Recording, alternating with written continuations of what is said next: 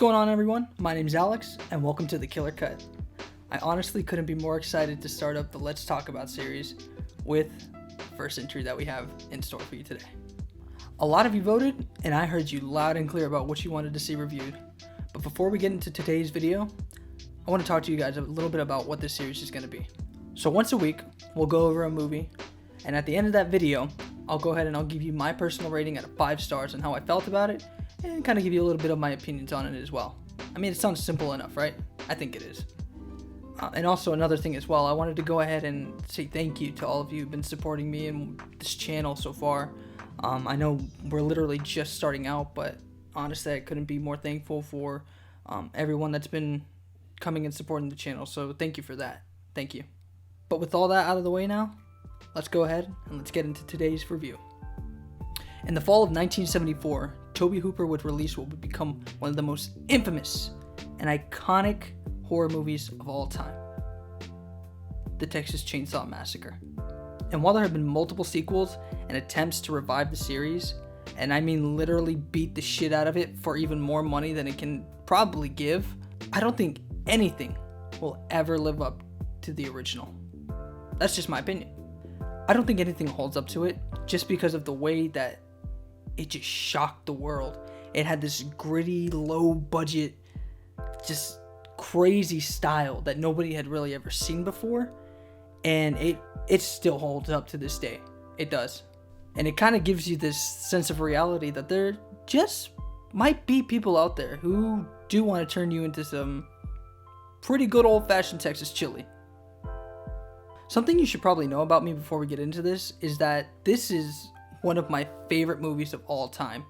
While a few films have come close to taking the title of my favorite movie ever, looking at you, Midsommar, I honestly just don't think anything will hold up as much as the Texas Chainsaw Massacre to me. I have so much love for this movie that it's just, it's crazy. I think everybody that I know knows that this is my favorite movie of all time. So the Texas Chainsaw Massacre is based loosely off of real-life serial killer Ed Gein. Gein was suspected of killing at least 7 people from 1954 to 1957 in Wisconsin. And he would take the skin from his victims and make lampshades, face masks, aprons, and so many more things that I don't think I want to talk about right now. Gein's crimes would also go on to inspire films like Alfred Hitchcock's 1960 masterpiece, Psycho, and Silence of the Lambs. So, with all that finally out of the way, let's talk about the Texas Chainsaw Massacre.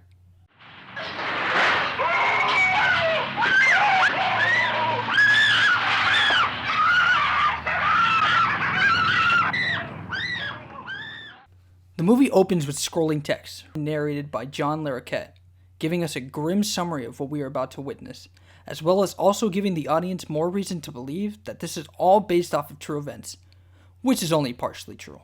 It cuts to the date, August 18th, 1973. We're then treated to that sweet, sweet sound that we all know and love.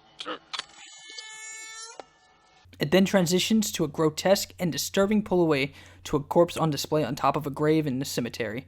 And then we're finally given our title card in front of some crazy ass black and red shit that's going on, mind you. We're then treated to a shot of a dead armadillo in the middle of the road. Which, by the way, in case you were wondering, is yes, that's an actual dead armadillo that production used. A green van then pulls to the side of the road and we're introduced to Kirk, played by William Vale, and Sally's handicapped brother Franklin, played by Paul Parton. Now, this isn't important to the plot in any way at all, but every single time that I watch this movie, this part always makes me laugh my ass off, no matter what. So Franklin goes to pee on the side of the road, and it's on this hill, and this big semi-truck passes down by the road, and it knocks him down the hill, and it sends him rolling. It's literally the most random thing I've ever seen, like, put into a movie, but it's hilarious every single time I watch it. And I know I shouldn't probably laugh at it, but I honestly just cannot help it.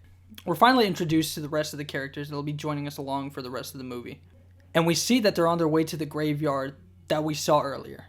So there's Pam, who's played by Terry McMinn, and whose biggest turn on is talking about astrology and zodiac signs that you probably don't even understand.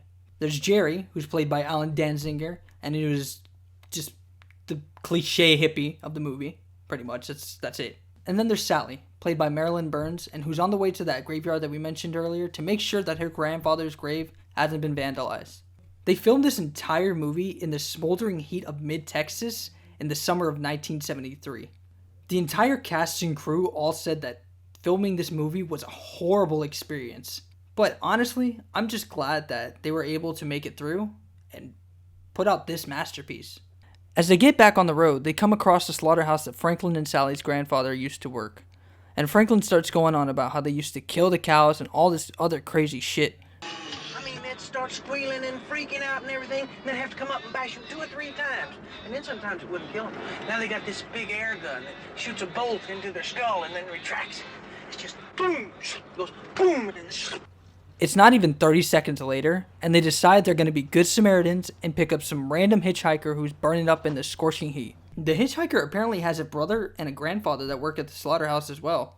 So he proceeds to pull out pictures of dead cows to show to everyone in the van. And then he proceeds to start talking about cow heads and how they boil them down for chili and just some crazy stuff like that. Like, does it look like I want cow head in my chili? Franklin starts playing with the knife that he has, and apparently that's enough to get the hitchhiker going. So the hitchhiker snatches the knife from him, and I just want to let you guys know, if you are a little squeamish, this may not be for you. oh, come on.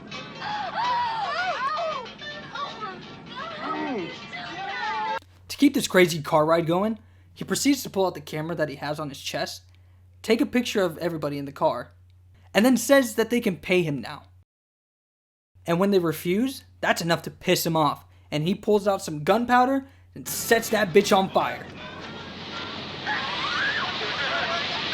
Think it's over now? You thought wrong. The hitchhiker then grabs his knife from his sock pocket and cuts Franklin's arm open.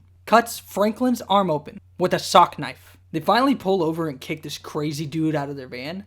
But before they can pull off, he smears his blood on the side of the van, marking it, and blows raspberries at them. The group pulls into a gas station to grab gas and food. But according to Drayton Sawyer, they ain't got no gas. I got no gas. Apparently he's got some good barbecue though, so I guess that makes up for it. I got some good barbecue here. When we see them finally arrive at what we find out is Franklin and Sally's old house, they notice the blood that the hitchhiker left on the side of the van, but don't think much of it and they just brush it off. Now let me tell you something. This house is the scariest fucking house I've ever seen in my life. Why in the hell would you come to this house? Do you see this? Do you see this house? As Kirk and Pam go to look for the swimming hole behind the house, Kirk sees another house in the distance and hears an engine running as well, giving him the impression that they just might have gas to give them. Gasoline. The outside of the house is littered with all kinds of pottery and random crap. And as they get closer to the house, they notice all these abandoned cars and a generator as well, further proving Kirk's point that they have gas. When they arrive at the house, Kirk knocks on the door, but he gets no response. But after hearing some squealing coming from inside, he decides he's ready to catch a charge of B&E. After he runs in, he slips and he comes face to face with the man himself, Leatherface. I honestly can't help but think to myself that there was a little bit of irony in this. Remember when Franklin was talking about hitting cows over the head with sledgehammers? Yeah, little bit of a coincidence, I think. Leatherface was played by the late Gunnar Hansen, who is most known for his role as Leatherface. Hansen is by far the most iconic Leatherface in my opinion though. Nothing will ever beat his performance. Rest easy, Gunnar Hansen. You left a huge mark in cinema history. Another thing I should mention as well is that Leatherface's real name is Thomas Sawyer, but for some reason they changed it to Hewitt later on in the series. I don't know what they were thinking. Pam also decides she's ready to catch a charge of breaking and entering, so she just walks right on in. While looking for Kirk, she trips and falls into the bone room. But I like to call it the chicken room because of how many feathers are everywhere, and the chicken's in there as well. And we finally see just what dark secrets this house is really hiding.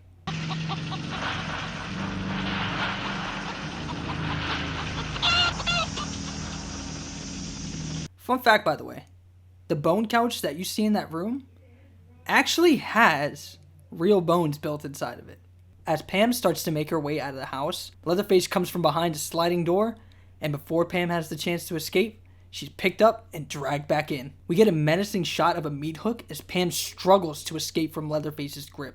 And before the audience has enough time to realize what's about to happen, Pam is hooked through the back and left there to hang and watch as Leatherface carves up Kirk's body. We cut back to the rest of the group, still waiting for Kirk and Pam to get back from wherever they ran off to. And let me tell you something, Sally is rocking the fuck out of those bell bottoms. Jerry decides he's gonna go and look for them, while Franklin and Sally stay back at the van. Jerry eventually comes across the Chainsaw Massacre house, and after seeing Kirk's towels left outside, he starts to get a little suspicious that something isn't right. After hearing some giggling inside, Jerry also decides that he's ready to catch a charge of breaking and entering. Can someone please explain to me what it is with these people and just walking into strangers' homes? It's no wonder Leatherface just keeps offing them. As Jerry heads into the sliding door room, he hears rattling coming from inside the freezer. And when he opens it, Pam's there to give us a giant-ass jump scare. Now, I don't know how I feel about this being the last time that we ever see Pam, so she is officially dead, but I feel like it doesn't really make any sense, you know? That's the only problem that I have with this movie, is just the way that they killed off Pam. Jerry lets out the girliest scream that I have ever heard in my life, and is bashed over the head by a spooked out Leatherface that comes from around the corner. And this puts an end to Jerry's role in the movie. And yeah, he's dead. That girly scream was the last thing that we ever heard from Jerry. Leatherface takes a moment to make sure that the coast is clear, and then he sits down, ponders his thoughts, and licks those juicy lips of his. We're shown that a good amount of time has passed, with a long shot of the moon, and Franklin and Sally calling out for their already dead friends. We find out that one of the missing friends had left with the keys to the car, so this prompts Sally to go and search for them, with Franklin tagging along. As they make their way through the woods, Franklin tells Sally that he hears something, and tells her to stop. Sally, I hear something. Stop. And we're treated to a surprise visit from Leatherface, who also seems to just be taking a walk through the woods in the middle of the night.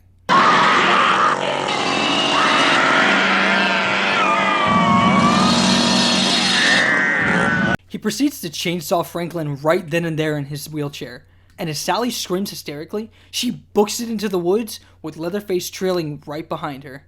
She manages to find her way to the Sawyer house in the distance, but as the audience knows, there's some crazy shit going on in that house. When she finally makes her way into the house, she closes and locks the door behind her to buy her some time. But our boy Leatherface isn't giving any fucks today and starts to chainsaw right through that door.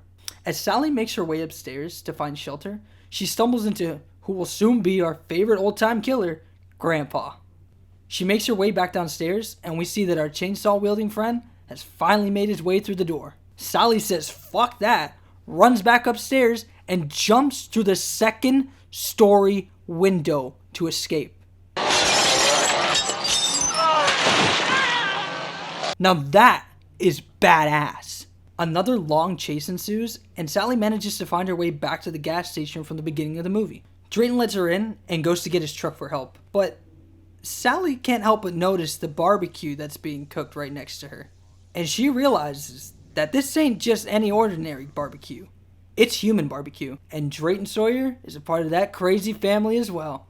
When Drayton arrives, he comes back with a sack and a rope, and before Sally has the chance to defend herself with a knife on the counter, Drayton grabs a broomstick, and apparently broomstick beats knife in this situation, and he knocks her down. He knocks her out with the broomstick and takes her right back to his truck. According to multiple sources that I read from, the hitchhiker's name is actually Nubbin Sawyer, so we'll be calling him that for the rest of the review.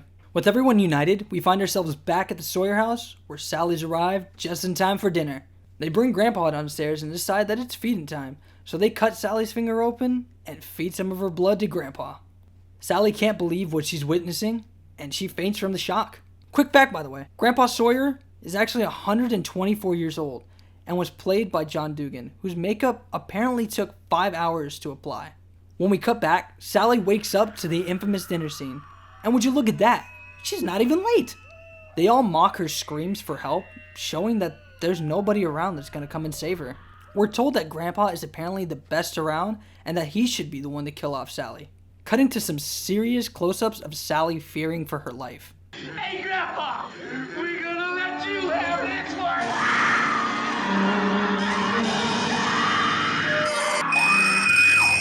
one! They pull her over to Grandpa, where he just apparently can't seem to get a grip of the hammer. And after Nubbins grows tired of waiting for Grandpa to finish the job, he reaches over for the hammer, and that gives Sally just enough time to escape. She jumps through another window, and we're shown just how much time has passed because the sun is starting to come up.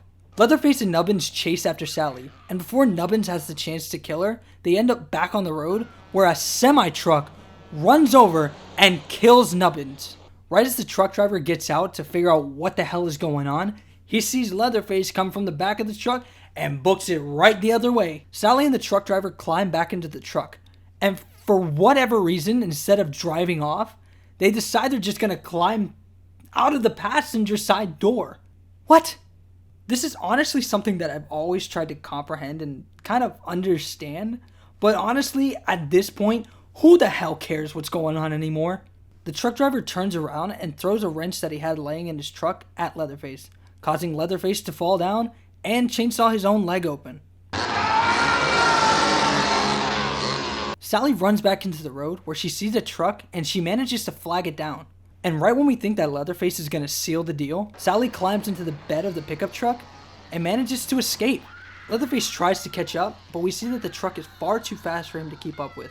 And Sally's screams turn into hysterical laughter as she realizes she's finally escaped the Sawyer family. Our final shot of the movie is yet another iconic scene as we see Leatherface dance with his chainsaw as the Texas sun rises in the distance. And with that, we cut to black and finish the Texas Chainsaw Massacre.